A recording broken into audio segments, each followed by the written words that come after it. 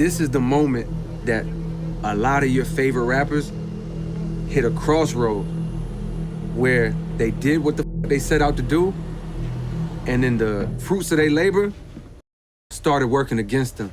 J.Cole is often regarded as being one of the greatest rappers of our time, not to be confused with one of the greatest yappers. That is an exclusive list, and I consider myself at the top of it. He's been lumped into the so-called Big Three, a title that as of recently has lost all of its shine, but this isn't a video about how badly he folded in that debate. Nobody cares. Go hug your mom or something. What really interests me is the story of how Cole evolved into the artist that he is today, a journey that almost derailed his career before it even began. But after some serious self-reflection, he turned it all around. I want to explore how he managed to do that, how he adapted to the changing narrative around him, and ask if it's something that any of us could do in our own lives. The answer? Probably not. I'm destined to be a dishwasher at McDonald's at this point, but it's still a pretty interesting question, right? Let me take you back all the way to 2007. Were you even a conscious being at this time? I sure hope so. Cole definitely was, as he was well on his way to releasing his first mixtape called The Come Up, a well-received tape that Cole had described in an interview as raw rapping, where he was trying to prove that he could keep up with his idols such as Lil Wayne. Another valued trait of Cole's is his skills at production, producing 14 of the 21 tracks on here with an assortment of uncleared samples, making it a mixtape that only one guy on SoundCloud could love. He'd go on to release a further 2 mixtapes titled The Warm Up and Friday Night Lights. Friday Night Lights was a pretty big commercial success for Cole at the time. He had an early Drake feature, Kanye feature, and is often considered the best mixtape Cole produced out of the 3, but The Warm Up was a tape that I would argue was much more significant for Cole's career, as it was the project that finally got Jay-Z's attention and thankfully not P. Diddy's. When Cole released The Come Up between 2007 and 2008, he waited 2 hours outside of a studio that Jay-Z was working at to give him his CD. Jay responded to Cole simply by saying that he didn't want it. Which, like, what do you even really do in that situation?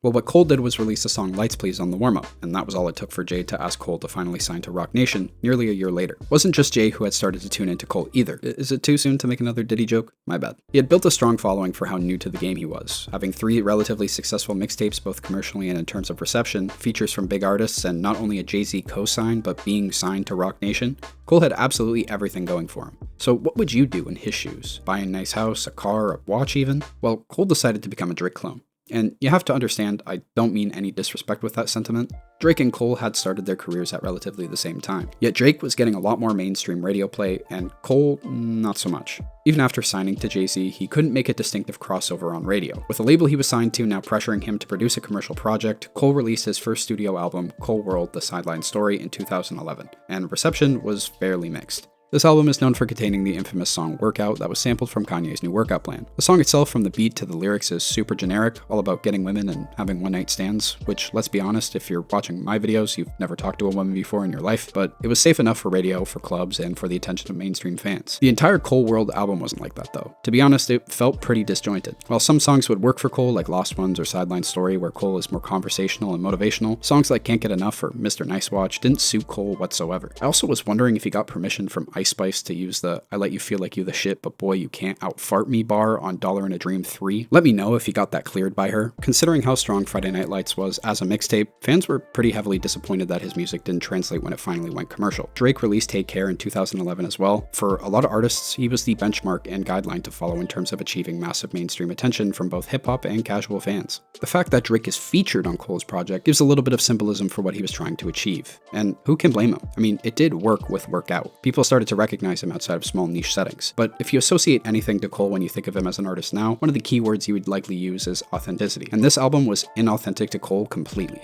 It is pretty well articulated that Nas was a fan of Cole's mixtapes, touting him as being a new age artist that was incredibly gifted. It is also often mentioned how Nas heard Workout and was super disappointed in Cole for selling his talents for plaques and stats. He must not have heard the fart bar. Regardless, it is an incredibly bad sign for a legend of the game like Nas to both recognize your talent and subsequently feel like you are squandering your potential and selling out. Authenticity is what keeps artists afloat. If every artist sounded the same, music would just be pointless. It wouldn't be music. It would just be a set of sounds. No true talent or artistry, just performative copycat theatrics. While this may have been Cole's first official album, and commercially speaking it was successful, the surrounding comments around him were a bad omen. If he was an artist coming up in this era of music, it would be incredibly hard to recover your career due to how small the margins for error are now. I mean, you'd also have to compete with Playboi Carti, and that guy barely speaks English. Cole really needed to step out and be his own individual if he was going to truly succeed. To go back to what made him the artist that people were hyped about. The one that got signed by Jay-Z. The one that Nas was looking forward to hearing from. P. Diddy. It took 2 years to make it, but he finally released Born Sinner in 2013. And if you want to know anything about me,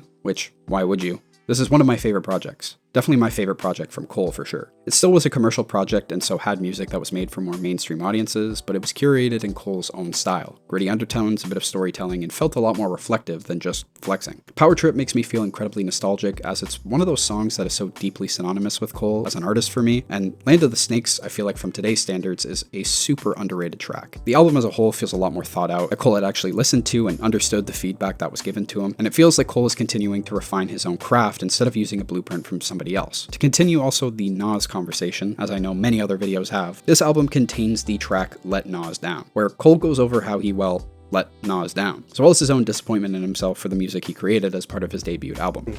On the inside, I was really hurt because I really idolized Nas, you know what I mean? And that song, Let Nas Down, and eventually Workout became a monster record. It wouldn't leave radio, it was a smash, and I'm grateful for that song, but at the time it was hurtful.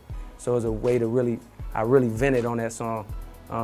So that's Let Nas Down. It takes a big man to acknowledge your flaws. It takes an even bigger man to look at someone else's criticism of you and to say, you know what, you're right, man, on your own project. If we want to talk about greater symbolism with features too, I would say the biggest name on the feature list for this album is Kendrick Lamar. Now, it's not really a real Kendrick feature, as he more just does some melodies on Forbidden Fruit, but Kendrick is an artist in a lot more of a similar mold to Cole in terms of rap style and artistry, who started to blow up due to his storytelling and technical ability, which can go to show how Cole was refocusing on his serious rap style rather than his commercial performances. Yes, that was a little bit of a stretch of analysis, but I'm just trying to get the Kendrick fans on side here, man, come on. If you want another fun fact too, Cole moved Born Sinner's release date earlier so that it would release on the same day as Kanye's Yeezus. Yeezus would go on to sell more than Born Sinner, but regardless, it showed Cole's aptitude to prove himself in hip-hop once more, with his project being considered by fans as being a true return to form for Cole. Now, just because the music was back on track doesn't mean the fans were. Fans, like most everyday people, hate to be disappointed, and so it can be especially hard to win somebody back over. The smartest thing that Cole did at this time was the creation of his $1 in a Dream concert shows that he established in 2013, where every single ticket was sold for only $1, and during the show, Cole would primarily perform his old and beloved mixtapes. These shows almost sound too good to be true, especially considering how big of an artist Cole is at the moment, and the fact that he still does these shows from time to time. Now, the cost of tickets for a concert wasn't as crazy in 2013 as they are now, but regardless, selling anything so highly sought after for next to nothing is a fantastic way to reconnect with fans that you may have lost by giving them an almost costless way to enjoy the music that initially garnered their attention. The venues weren't massive or anything, but honestly, that was almost kind of better. Being up close to an artist that you admire builds a connection in a way that listening to music on your headphones or through a radio can never do. When you are seeing an artist worth millions of dollars selling tickets for almost nothing, it creates a sense of passion. It's this type of innovation that started to build the legacy around Cole as being someone who is not above the people,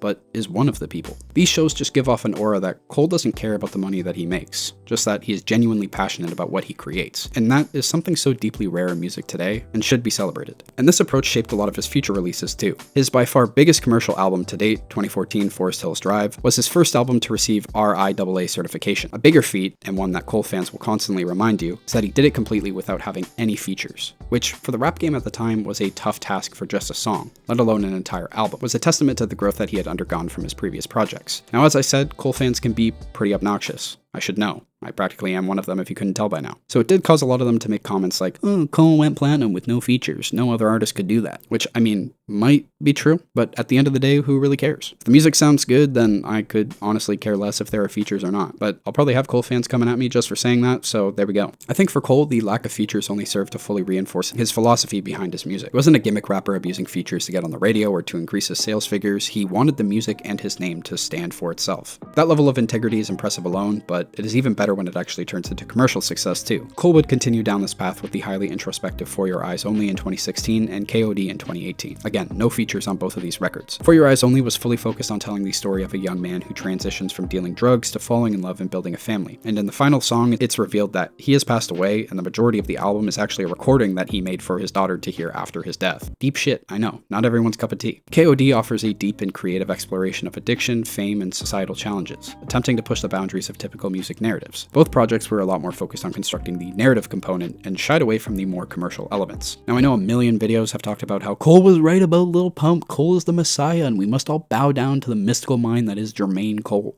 I will say that it is cool how prophetic Cole came across and turned out to be, but what is even cooler is the implications behind the entire situation. Cole was once again under the microscope of the music audience. His lack of features, once touted as being a highlight of his projects, was now being considered a hindrance, and he seemed very resistant to letting anybody else touch his craft. dropped. His songs being critical of the new modern rapper seems somewhat out of touch as well. Instead of sharing his wisdom with the younger generations, choosing to be critical of something that he did not fully understand. A generation of artists who achieved success at a faster rate than he was able to, and seemed to shun the idea of guiding them down a path of success, avoiding the struggle that he had undergone himself. Cole, like he had in 2011, had taken the easy route. He copied the Drake formula on his debut project and got backlash for it, and he continued to copy the formula that he developed for himself, and people got tired of it. So what did he decide to do this time to break himself out of it? Major feature run. Everybody talked about Wayne or Drake's feature runs, but arguably Cole has had one of the best runs to date. I mean, he turned 21 Savage from a mumble rapper to an actual rapper after one song together. And his feature on Benny the Butcher's Johnny P's Caddy, I still think about that Einstein bar. Cole seemed more rejuvenated than ever to actually rap, because the thing about collaboration is that it teaches you new ideas, and also reignites competition. So let's talk about the off-season. I could not tell you how hyped I was for this album to come out, man. When Interlude dropped, my guy. This was what it was like to chew 5 gum. Hunger, desire, passion, bars, everything. The full album, for me, was amazing. I sat in my car playing the entire thing front to back like 3 times until about 2 a.m. 95 South, banger. Amari, banger. Close, sad banger. Even Lil Baby sounded like he could rap on this thing. While maybe it wasn't the most commercial or replayable album, the moment it created was something that I won't ever forget. And culturally speaking too, at this time, the perception around Cole as an artist had shifted massively. No longer was he a holier-than-thou figure commenting on his experiences from a pedestal and being distant from other rappers, but he was now consciously ingraining himself within the industry, which has only gone on to make his sound age like fine wine. Now I'm gonna touch on the big 3 shit. Was I disappointed in the initial diss back at Kendrick? Yes. Was I even more disappointed in his apology? Absolutely. Could care less about the whole, well, look how it played out. I would have enjoyed the sport of it more than anything, but was his response more in line with Cole as an artist that I see in my eyes? 100%. Cole had everyone expecting him to come out swinging on Kendrick after Like That dropped, but when you look at his track record, he doesn't do the best in situations where people expect him to act a particular way or be a particular way. He thrives on authenticity, and if he didn't feel disrespected or wanting to respond to Kendrick, then that was the most authentic response he could give. And that is something I can at least respect. If you've learned anything from Cole's whole story here, if he had remained an artist that followed the guidebook or the expectations of other people, I don't know if Cole would have ended up being the artist that he is today. He might have just ended up being another Drake clone, and a guy that you think of and go, hey, remember that one song that one guy had? Whatever happened to him? He's arguably had the most development of an artist within the rap game in this modern era, and personally that's something I relate to. It's not about being the best right out of the gate and never changing. Art should be about growth and learning, and for me, Cole has done that a multitude of times now, and has only served to make him better and better as an artist. If you are passionate about making something, don't make it for somebody else. And don't make it like somebody else, because you'll just end up learning these same lessons that Cole did with a much smaller margin for error. And if you enjoy authenticity, you should strive for it within yourself.